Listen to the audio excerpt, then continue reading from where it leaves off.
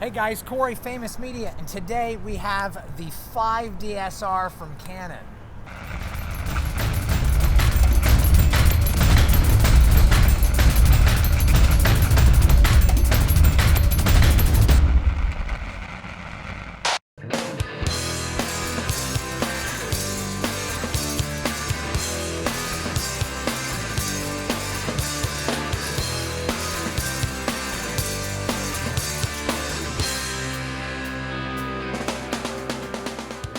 So we're here with the 5DSR, and I got Jim with me. He works with full frame photography. He's letting me borrow his 5DSR fully equipped with L bracket, battery grip, and we're going to be sitting here talking about this camera and putting it through its paces. I've already reviewed the 5DS, but the 5DSR has low pass cancellation for sharper images, especially if you want to do high-end architectural work, or if you're looking to do building structures, landscape, stuff like that.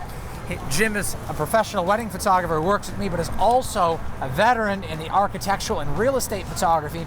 And he's going to go in full depth on why this camera is not only great for architectural work and real estate work, but why he also loves it for wedding portraiture. So tell him, Jim, what you love about this camera. Well, the biggest thing I love about the camera is just the resolution. The 50 megapixels allows me to compete with guys who are shooting medium format, and the resolution and the definition that this camera gives me is just unsurpassed in any other DSLR that I'm aware of. And it's great that you can also shoot medium RAW JPEG and still get 25 megapixels for weddings. Absolutely. The ability to sit down and scale my RAW file size, like you said, for weddings, I shoot it at 25 megapixels, which is still a huge file with plenty of detail.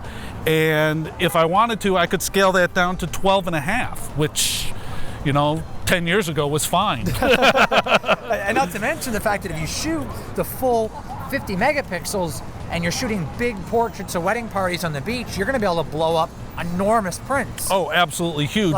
And you're still getting 5 frames per second burst. And one of the killer things is we're talking about 61 autofocus points in particular, which I didn't realize it, but they're all well-connected cross-type autofocus points. You're getting 5 frames a second, and the low light is actually better than the 5D Mark II. Absolutely. That's where it really shines for the wedding stuff, especially the receptions, dimly lit churches. It focuses unbelievably fast for low light conditions. And with the battery grip, it feels great. You got the 3.2-inch monitor in the back. ISO is 100 to 6400, expandable all the way to 12,800. So it's not really good, I would say, for shooting video. You will get your 1080p at 30 frames, which is decent, which is good, but anybody who's shooting video is not going to look to buy this camera. This is strictly high-end studio portraiture, architectural work, real estate, which you do, Absolutely. Even high-end weddings. This is going to be the camera to go to for Canon shooters. I even think this is just going to be all around better than the 5DS, especially because it's going to be a lot sharper. So absolutely. The guys from Canon even admit the fact that this was not designed to be a sports camera. It was designed to be a studio camera where you can control the light, or when we're shooting architecture where I can still control the light. Right. And it's just, it's really amazing. And the crazy thing about it too is with 61 autofocus points all being cross-type, 5 frames a second may not be your all-around sports camera, but you could get away with it. Oh, absolutely. You could still get away with it. So the reality is here, unless you're a die-hard sports shooter or you're shooting in a black hole somewhere, this is really going to be the camera that you're going to be looking to use, especially for anybody you're trying to compete with medium format wise. This is going to give you that contention with medium format for what, a tenth of the price tag? Yeah, to say the least. $3,500, $3,800 price range versus most medium format cameras that are well north of $30,000, $40,000. $40,000, $50,000. So, we're going to go ahead and put this to work. We're going to have Jim with his amazing tripod and tilt shift lens. He's going to be doing some architectural work right here in the outskirts of Times Square. We're going to move our way into Times Square. I'm going to be hanging out with Jim, watching him do some amazing shots to show you true potential of this camera with some architectural work. And then I'm going to put on the 16 to 35 and also the 24 to 105, and I'm going to hit the streets in Times Square here right after Jim, and I'm going to take some portraiture, and we're really going to take a look at this camera. So, just to go over my kit a little bit, I use a really nice heavy stand. A lot of guys will use a lighter carbon fiber stand. This is the Manfrotto 475B. It's heavy. It's got the center column, which if I extend it all the way, it'll take this up over 7 feet. On top of that is the Manfrotto 410 Junior gearhead. This allows me minute adjustments of the 3 axes that I have control over. Front, back, left, right, up, down. So, usually, I'm traveling light today, so usually my kit consists of my camera plus the Cam Ranger and an iPad. The Cam Ranger allows me to remotely control my camera from the iPad, but today we're traveling light, so I've just got my standard wired shutter release with me. It's the Canon. There's a couple of aftermarkets that you can use. Because we're going to be at slower shutters and doing tilt, shift, and architectural work, you want everything to be pin sharp, so you're going to have to use wireless shutters so you're not touching the camera and shaking it. Absolutely. You always, whenever you're shooting architecture, you always want to have some sort of remote trigger release so you're not touching the camera. An actual level that tells me where I need to adjust my camera so that I'm perfectly level. Because when I'm shooting with the tilt shift, level is absolutely crucial. And you can see that the line goes green, indicating that we've got a perfectly level situation. I also usually shoot a little bit more closed down than what we are, minimum of f8 on exteriors, usually more like f16. But as you see in this shot, we have an excessive amount of street and we're not really seeing a whole lot of the buildings. So what we're gonna do, what the tilt shift allows me to do is to simply come over. It allows me to change the plane of my focal point up and down without changing or creating the parallax, right? The converging lines that we straightening the lines. When you have a wide angle lens and you're looking up, you usually have lines that are kind of going up or they're pointing in. It kind of, you know, destroys the image. If you're too wide of a lens and you're too close, like if you've ever shot with a 14mm up close, people's faces get skinny and everything starts going all over the place. Tilt shift on this camera will give you a medium format, be able to straighten the lines, give you the best quality. Everything will be like architecturally perfect, which is what you're looking for if you're an architectural photographer or real estate photographer. Architecture and real estate are very technical in what they require. Correct colors, correct lines. You want to make sure that your building looks like it's straight and not tipping left or right or front to back. So that's where the tilt shift lens comes in, because I can even create the parallax on this lens simply by taking and tilting back. We can see how all of a sudden, especially in the red portion, we can see that it now looks like the two sides of the building at some point up here are going to come together. Right. That's a big no-no. At the top, it seems like they're getting closer together. The lines are kind of skewed a bit. But now by straightening the camera out and shifting and tilting the lens, we get the same effect without all the messed up lines. Right. What I get is I get that same vantage point simply by shifting the lens up, and voila, we can see the entire portion of the display, and we're good to rock and roll. And you can see that we've maintained our level. So much better. So much better and much more enjoyable by everybody. And this is the Canon 24mm tilt shift. Yes. F4.5. 3.5. 3.5. F3.5. It's the original version 1. Some people say the new one's a little sharper, but I've been more than happy with the performance of this lens. Got a long exposure, 1 full second. Little windy, so there we go. I'd say it was pretty good. It's pretty good. Yeah, it's looking good. So we'll take it. I'm actually going to stop us down a little bit. So I'm going to go to F10, so we're not getting all the blowout. And we'll take another shot. 1 full second here again.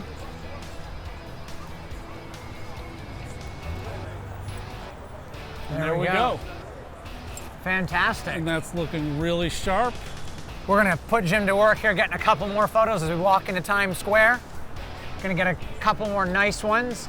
We just wanted to make sure we explain this on the first shot. So if you're doing any type of architectural work or real estate work with a tilt shift lens, all the features available to you on this camera and how Jim actually works. So this is a good insight on how you can use this camera to get all your best real estate or architectural or even some basic landscape, whether it's nature or a concrete jungle. You can still get the greatest shots with tilt shift. And at this detail, 50 megapixels, this lens is a very sharp lens too. Absolutely, and sharp edge to edge. Just like the new 16 to 35, I do a lot of my exteriors with the 16 to 35 because I can usually get up high enough where I don't worry about the parallax. Right. And the new 16 to 35 f4IS is just a stunning I'm lens. actually going to be shooting some shots with that here in just a bit as well, so we're going to be able to see how sharp that is on that 50 megapixel monster. Absolutely. All right, well let's start walking this way. You can come with us. Let's just keep going. We're going to get some more shots of some great buildings here, and you're going to be joining us, of course, in Times Square during the Christmas season. I always have a video around Christmas time. It's December 3rd. We're getting real close, and it's very jolly. Holly jolly in Manhattan. So let's go. Don't you just love New York? It's good to get out of Philly once in a while, right, Jim? Yeah, well, there's no place like New York. There is definitely no place. Some for the good, some for the worse, but it is what it is. You know, it's all about the food. Oh, the food. If anybody wants to know, the food is in New York. Oh my God. Some of the greatest food I've ever had, if not the greatest, is here in New York. So here we are at Times Square. We're doing another shot. He's doing a tilt shift shot looking southbound in Times Square. And in this instance, we're in the street, we're not quite level, and this is where the gear head really kind of shines. Because what it'll allow me to do is it will allow me to adjust the camera angle to the point where I'm square and level to what I'm shooting.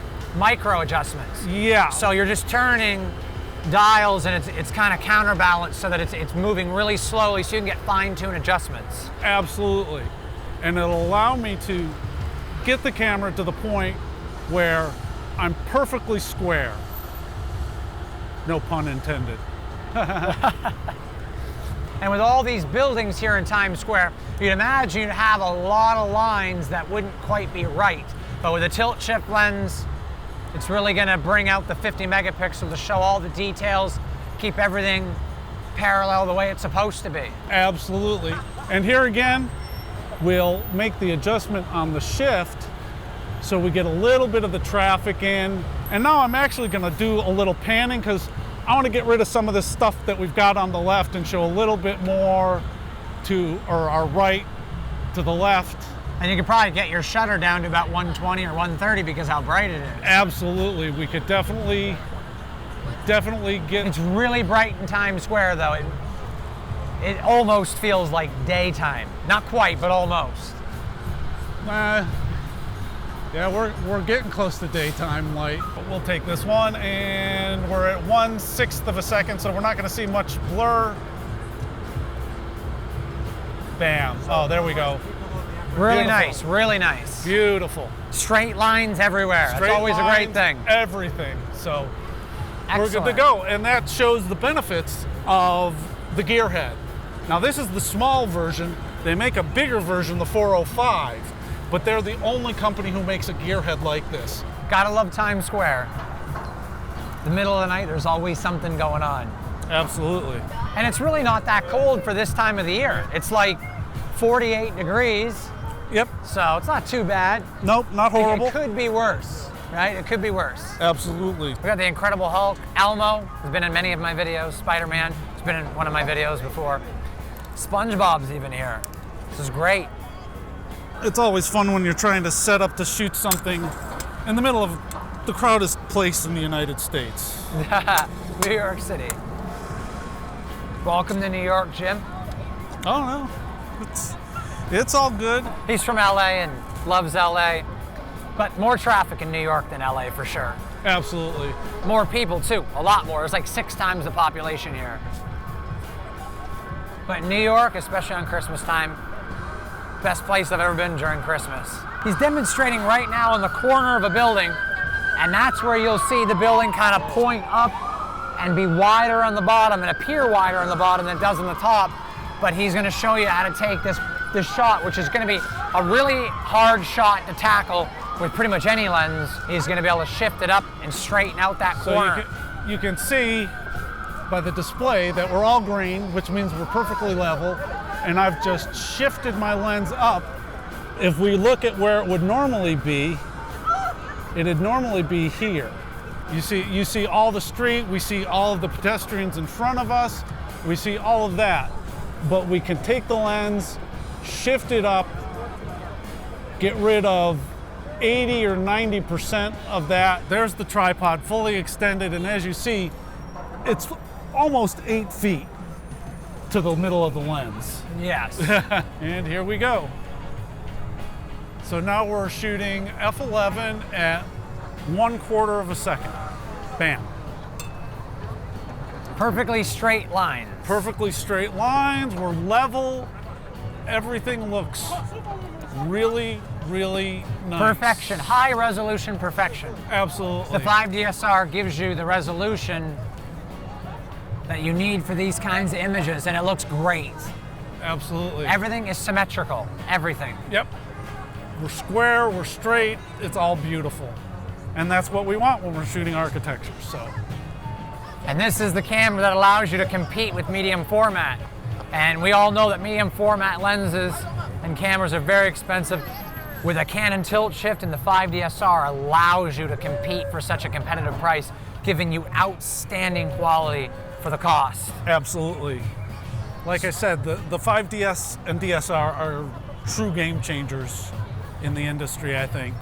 With that much resolution, I know a lot of people say it's not about the megapixel race, but in this instance, I think it is. It is, definitely. I mean, the megapixel race, believe it or not, as much as it is kind of, you know, not the greatest thing to be having a race in. Dynamic range would be better, but absolutely. Sometimes you need the megapixels, especially for architectural work and billboard work. Absolutely. And this camera would be great for billboard work. So you've seen what it can do architectural work with a professional architectural photographer, but let's go ahead and do some portraits and do some, you know, landscape work with the 16-35 and the 24-105.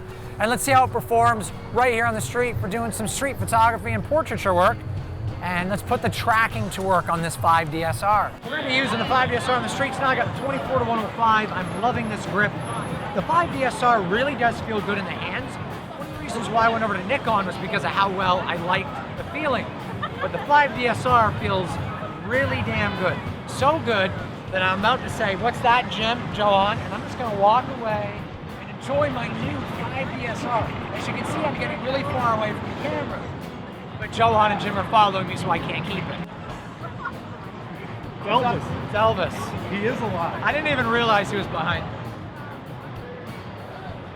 He's got fish and eels in his boot. Oh, something David Johansen would be proud of. Awesome. Nice.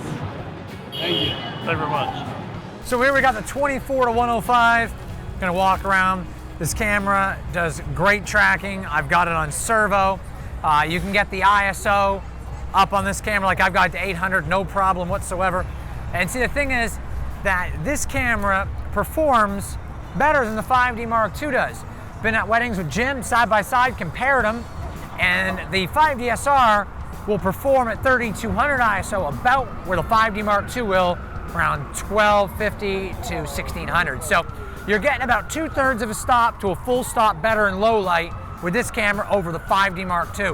Plus it's 5 frames a second, 61 autofocus points, like we've said many times, 50 megapixel, can't go wrong. So unless you're an avid sports shooter, I mean, this is the camera. You can even change it, like I've said, as well, to medium, RAW, or JPEG, giving you 25 megapixels. So that in itself is great.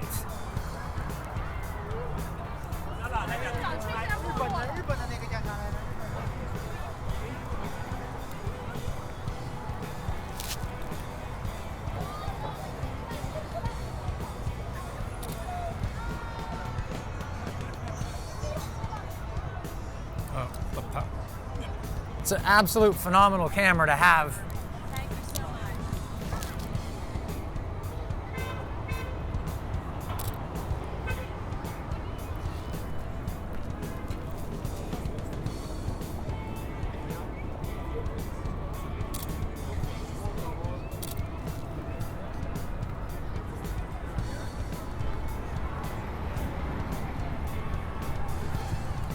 And it is pretty chilly out here. It doesn't look like it, but it's about 45 degrees now. Yep. It's not that bad, but it's still pretty cold. We're out here for you guys doing this review video. Got Joe on carrying the big heavy rig in the cold, but he does have gloves. We don't. We don't. We do not have gloves. So he's carrying something that's heavier, but his hands are warm. It's a catch right there. Would you rather carry heavy stuff and have warm hands, or carry light stuff and have cold hands?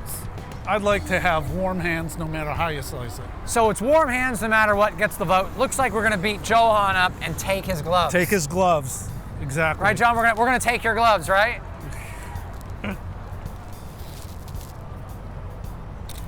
Love the tracking capabilities though. People are walking around.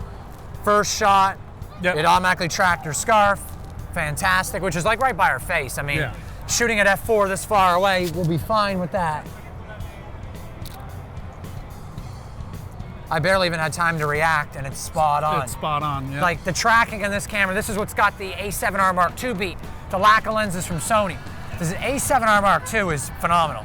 It's better than the 5DSR in low light, but some people are gonna maybe argue that point a little bit, but it is better.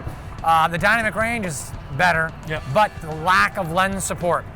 If you're using Zeiss and Sony lens, it does focus fast, and I do love that camera a lot in many ways. But this camera does track faster. It's just an honest truth that this camera is faster tracking than any of the Sony cameras. The 5DSR next to the 1DX. The 1DX is probably still a little faster. This has got the dual Digic 6 processors, so this has also got IR on the RGB meter too, whereas a lot of other cameras do not. Most other cameras do not. Yep.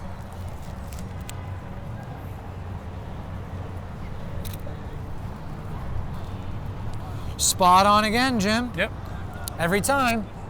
The only camera I've ever used that was this spot on besides the 1DX is the Nikon D4S. Yeah, that's D4 and got D4S. phenomenal tracking. I think the D810 and the D800 are pretty close to this, but they're not 50 megapixels No. either. So No, this is just, but they do have slightly wider dynamic range. yeah, the Nikons do tend to have more dynamic range.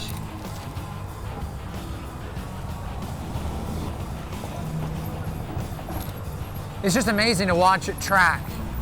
The other thing that amazes me about it is just how quiet the shutter is. Oh yeah, the shutter is very, very quiet. It's a whole new design by Canon, and it's almost silent. That's what I was saying about the 5DSR, is that, or the 5DS when I reviewed it, is that the shutter was really quiet. And it doesn't shake. Like some cameras you get the click, click, like Right. the D800. If anybody shot on a D800, you know it's clank, clank. So it's much, much better. It's a very quiet shutter. It almost feels like we're shooting mirrorless. Almost. Almost. Yep. So, which is really, really good.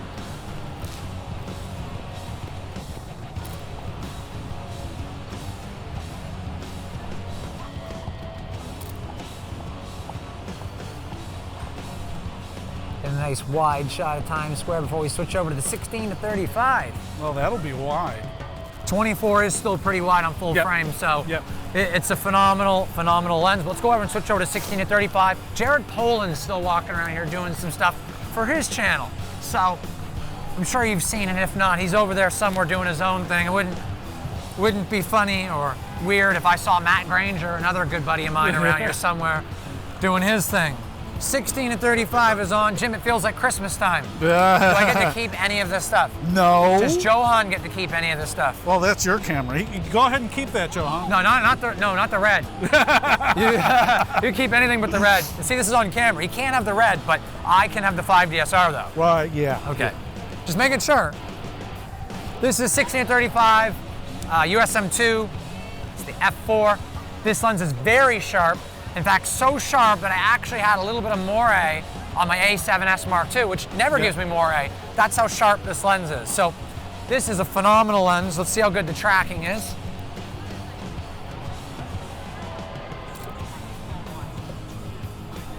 Like we're in here about 500%. Yeah.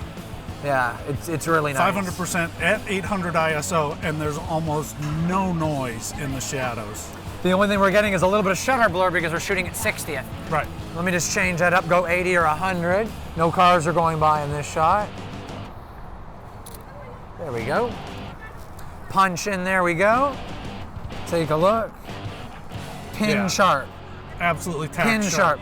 And now that I'm actually punching in here, because I remember doing the A7R Mark II video, there's a big difference between 42 and 50 megapixels when you're zooming, and there's just so much more detail. So it's great. Crooked lines, just like we were talking about earlier. Not gonna be able to, oh wow. That's still pretty straight. That's still, for, you know, the it's cool. Well, the 16 to 35, I mean, it's very much an effect too when you're shooting wide angle like that. Yeah, it just has that look. Yep.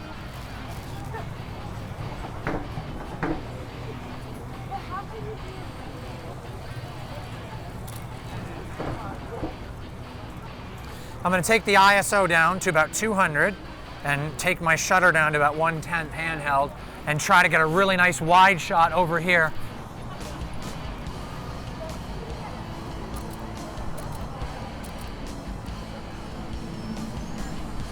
Just brilliant. Absolutely. A little bit of blur on the bust, but that is okay.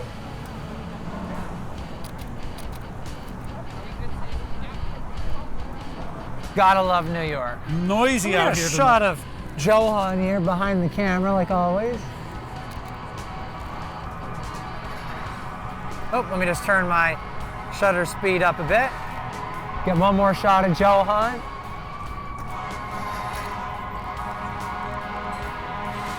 Awesome. There you go.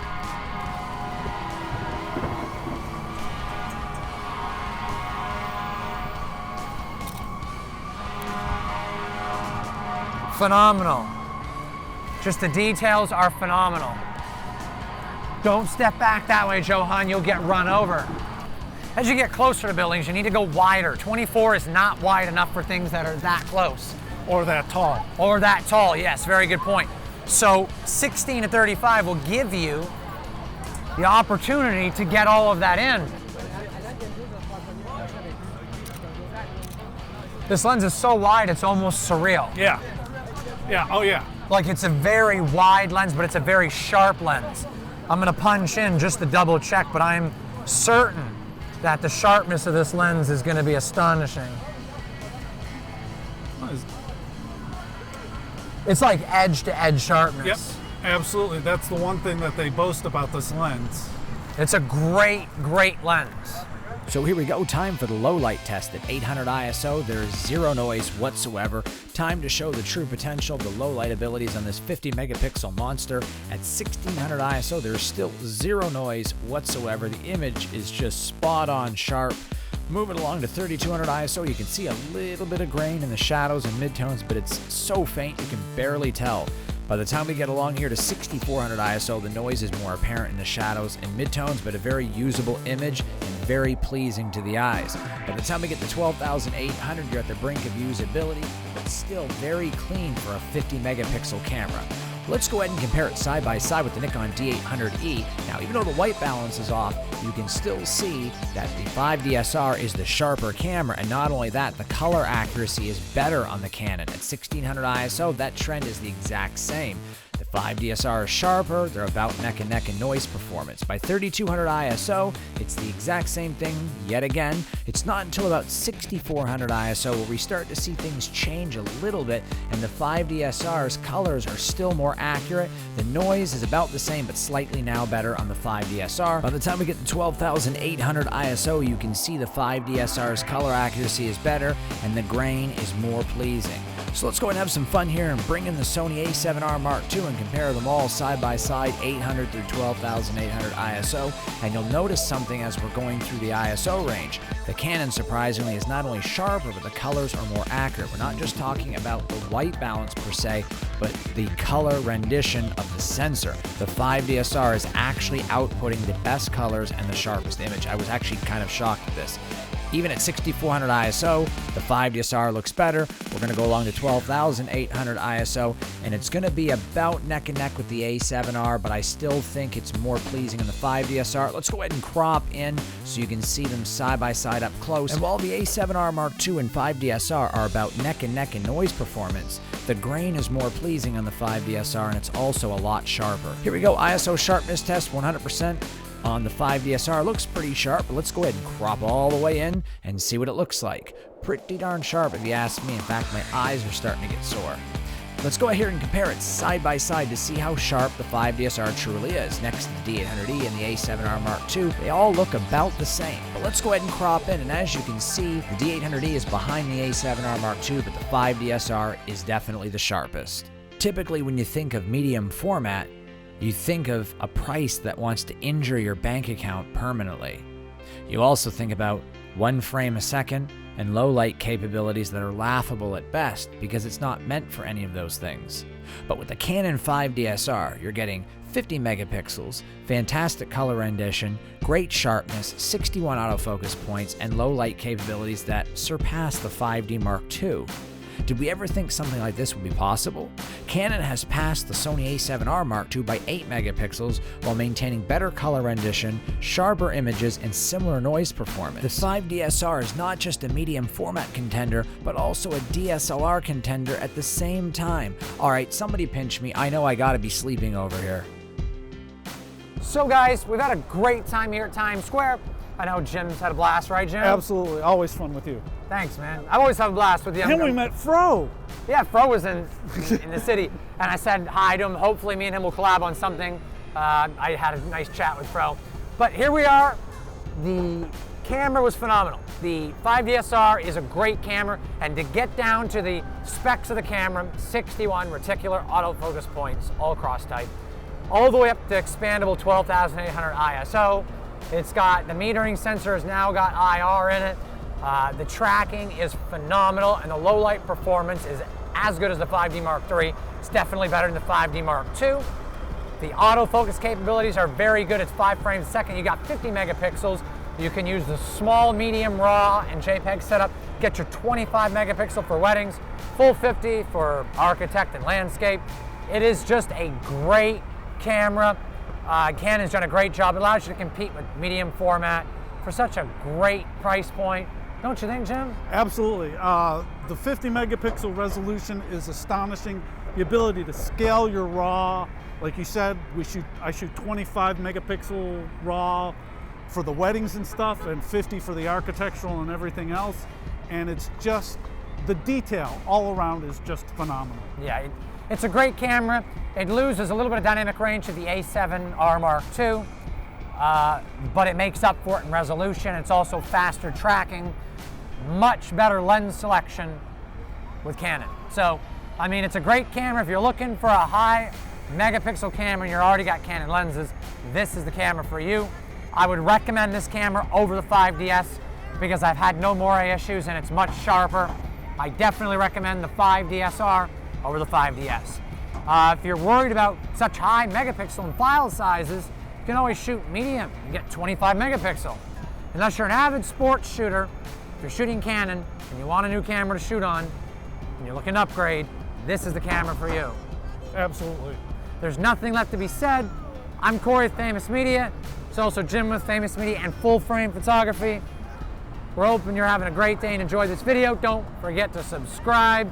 And if you want to purchase this camera, any of the lenses, and any of the gear that we were using today, please support the channel. Use the information box below and use those links to keep the reviews coming. I'm going to have Jim in some more of my videos to come, and we're going to have a blast. I got a lot more stuff coming.